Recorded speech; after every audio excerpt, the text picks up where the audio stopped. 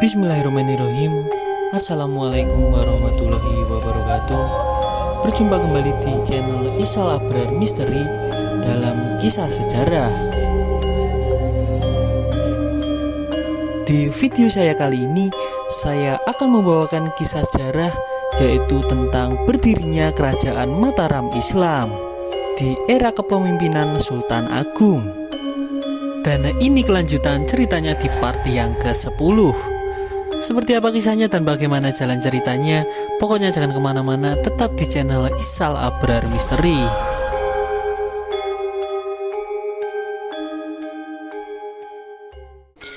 Panembahan Hanyokroowati adalah salah satu Raja Mataram yang gemar berburu, sehingga di daerah Krapyak dibangun tempat perburuan khusus untuk menyalurkan hobi raja tersebut.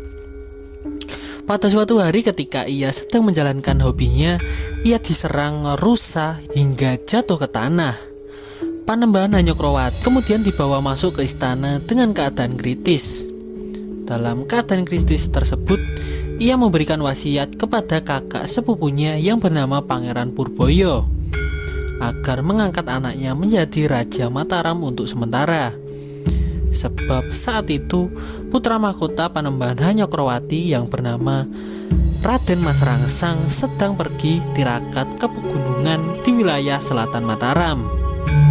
Akhirnya Panembahan Hanyokroowati wafat pada bulan besar Jumawal 1565 atau 1613 Masehi.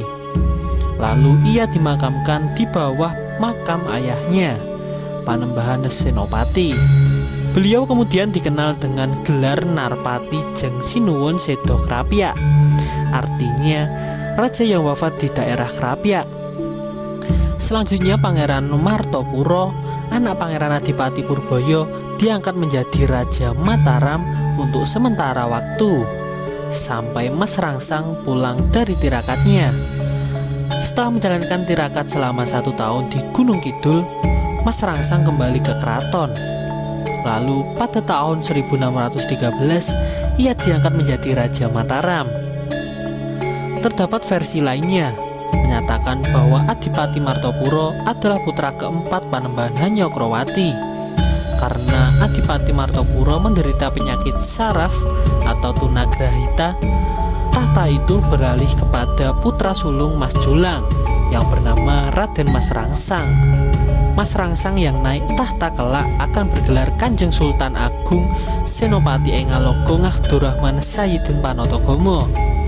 Ia pun bertekad untuk mengantarkan Mataram menuju puncak kejayaan. Nama kecil Sultan Agung adalah Raden Mas Jatmiko, yang artinya sopan dan rendah hati. Ia kemudian berganti nama menjadi Pangeran Rangsang. Sedangkan adiknya Martopuro ialah putra keempat dari ibunya, juga seorang garwa Padmi bernama Ratu Longayu yang berasal dari Ponorogo. Nama kecil Raden Mas Martopuro adalah Raden Mas Wuryah. Raden Mas Rangsang lahir di Kota Gede pada 1593 yang merupakan cucu Panembahan Senopati. Terdapat dugaan jika Mas Rangsang menjadi Raja Mataram karena Raden Mas Martopuro yang dicalonkan oleh Panembahan Hanyokroowati atau Panembahan Sedo ing Krapyak hanya merupakan pemenuhan janji terhadap Ratu Tulungayu. Selain itu, Adipati Martopuro memiliki kekurangan sebagai penyandang tunagrahita. Terdapat dugaan pula jika Mas Rangsang bukan merupakan putra kandung Sunan Panembahan Krapyak Danadiah Banowati. Mas Rangsang yang kelak akan bergelar Sultan Agung diduga putra kandung dari Pangeran Purboyo. Akan tetapi dugaan tersebut tidak didukung oleh sumber-sumber yang jelas. Terlepas dari pendapat apakah putra Sunan Adi Prabu Hanyokroowati atau Panembahan Krapyak, Sultan Agung merupakan cucu Panembahan Senopati. Diceritakan perjalanan Sang Narendra Besar dari Mataram, yakni Kanjeng Sultan Agung Hanyokrokusumo, raja yang sekaligus sebagai wali pandai syariat agama Islam, meresapi statusnya sebagai raja dalam jiwa dan raganya. di dunia ini tanpa bandingan. Tentu agama berperilaku sabar, bijaksana, perwira, dan sangat sakti. Laksana dapat terbang tanpa sayap. Para rakyatnya hidup dalam kedamaian dan kemakmuran. Sehat walafiat, segala yang ditanam di wilayah itu dapat tumbuh dengan suburnya. Ingkang sinuwun Sri Sultan atau Sultan Agung ditakuti oleh para musuh dari negeri lain, dan semua serba diatur oleh hukum. Perdana Menteri negeri itu sangat sentosa, sakti, dan juga sabar. Para wadyabala berbaris siap pancakara. Para pengikutnya sakti mandraguna, sedangkan yang dibangga-banggakan di santero negeri adalah hulu balang raja, yaitu Kanjeng Pangeran Adipati Panembahan Purboyo, yang masih paman ingkang sinuwun Sri Sultan sendiri. Pada masa remaja Raden Mas Rangsang dan dikirim oleh Panembahan Krapyak untuk belajar ilmu agama dan ilmu bela diri di padepokan Ki Jejer. Sewaktu menjadi murid Ki Jejer, Raden Mas Rangsang tertarik dengan kawan sepuguruannya bernama Lembayung. Akan tetapi penobatannya sebagai Raja Mataram menggantikan sang ayah, Panembahan Krapyak mengurungkan niatnya untuk menjalin hubungan lebih lanjut.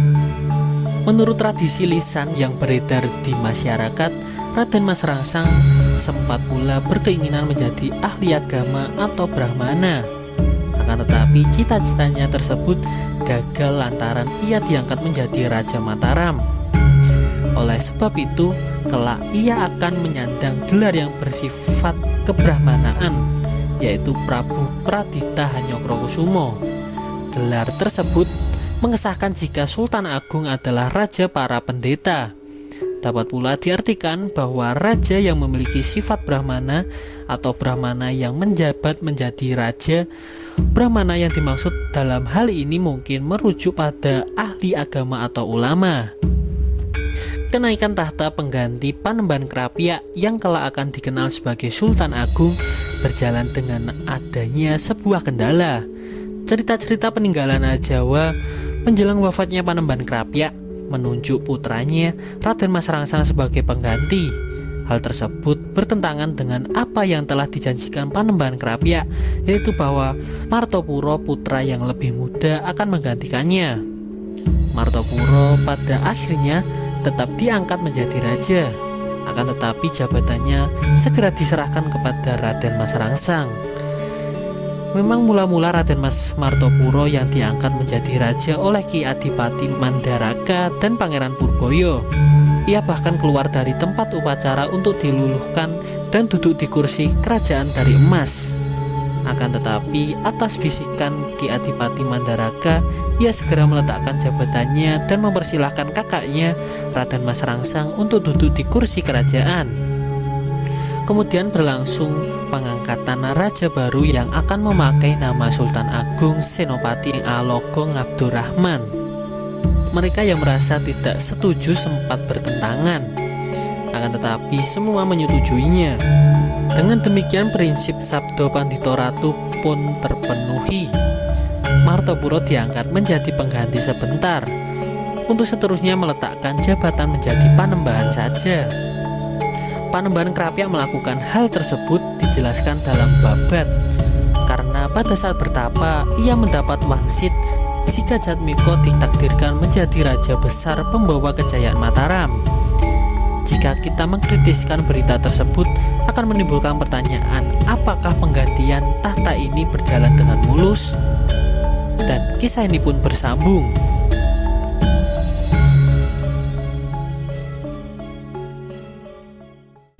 Saya memohon maaf apabila ada kata-kata yang kurang berkenan di hati teman-teman semua. Dan tak lupa juga untuk like, komen, dan subscribe di channel dan video ini agar channel ini bisa berkembang dan lebih baik lagi untuk kedepannya. Dari saya cukupkan sekian, banyak kurang dan lebihnya saya mohon maaf. Wabillahi taufiq wal hidayah. Wassalamualaikum warahmatullahi wabarakatuh.